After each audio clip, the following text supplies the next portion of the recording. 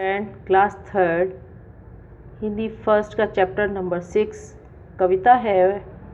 कविता का नाम है पुस्तक। प्रस्तुत कविता में बताया गया है कि पुस्तकें ज्ञान का भंडार होती हैं। ये हमें बीते हुए समय में घटी घटनाओं और महत्वपूर्ण तथ्यों की जानकारी देती हैं। अतः हमें पुस्तकों को अपना मित्र बनाना चाहिए। आइए बेटा कविता पढ़ते हैं और इसका अर्थ समझते हैं। ध्यान दीजिएगा। जब भी मैं पुस्तक पढ़ता हूँ, जबकि सब सभ्यता पुरानी, मातृभूमि की अमर कहानी जल्दी ही सब पा जाता हूँ। प्रस्तुत कविता में कवि ने कहा है, जब भी मैं पुस्तक पढ़ता हूँ, पुस्तक यानी कि किताब। जब भी मैं किताब पढ़ता हूँ तो किताब के द्वारा हमें बीते हुए समय की, इस संसार की सारी सभ्यता की जानकारी हमें पुस्तक के माध्यम से मिलती है। मातृभूमि, हमारी मातृभूमि के लिए बहुत सारे वीरों ने अपना बलिदान देकर उनकी अमर कहानी भी हमें इस पुस्तक के माध्यम से पढ़ने को मिलती है और सारी जानकारी हम इस पुस्तक के द्वारा जान लेते हैं, सब पा लेते हैं। जब भी मैं पुस्तक पढ़ता हूँ, राम कृष्ण की तुतली बोली, राधा जी की आँख मिचोली, लगता है सुन देख रहा हूँ।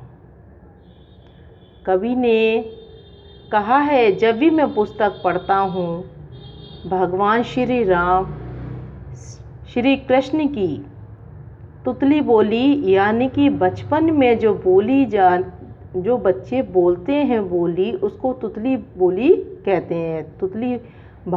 तोतली भाषा में जो शब्द बोलते हैं, छोटे छोटे बच्चे जब शब्द सीखते हैं, भाषा सीखते हैं, तो वो तुतली बोली में बोलते हैं।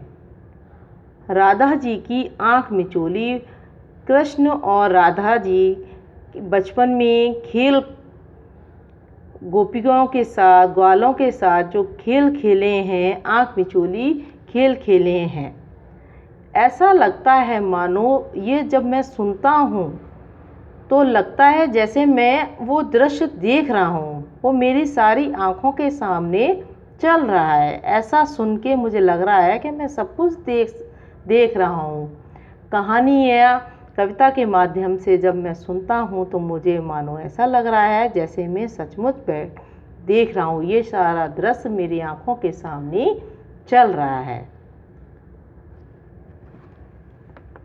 जब भी मैं पुस्तक पढ़ता हूँ, सूर तुलसी की अजब कहानी और कबीर की सच्ची वाणी सब कुछ सहज समझ जाता हूँ। जब भी मैं पुस्तक पढ़ता हूँ, सूरदास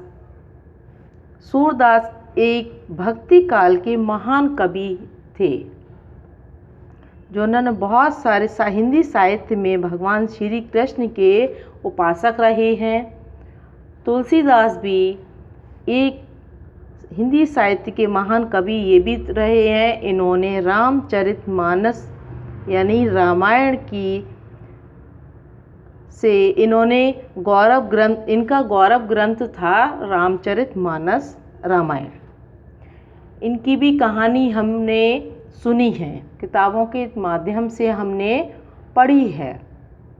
और कबीर के दोहे भी हमने, कबीर की वाणी जो दोहे में उन्होंने एक एक बात को सत्य कहा है, वो भी सारी वाणी हमने, सच्ची वाणी सुन के ऐसा लगता है जैसे हमने सबको सहज यानी कि आसानी से सारा समझ लिया है।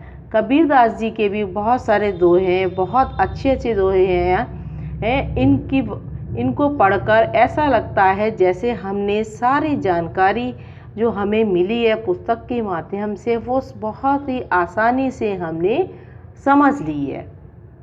आगे वाले पंक्तियाँ बेटा आगे वाले नेक्स्ट लेक्चर में आपको पढ़ाएंगे और इसको आप ध्यान से पढ़िएगा बेटा, ध्यान से समझिएगा। Thanks student.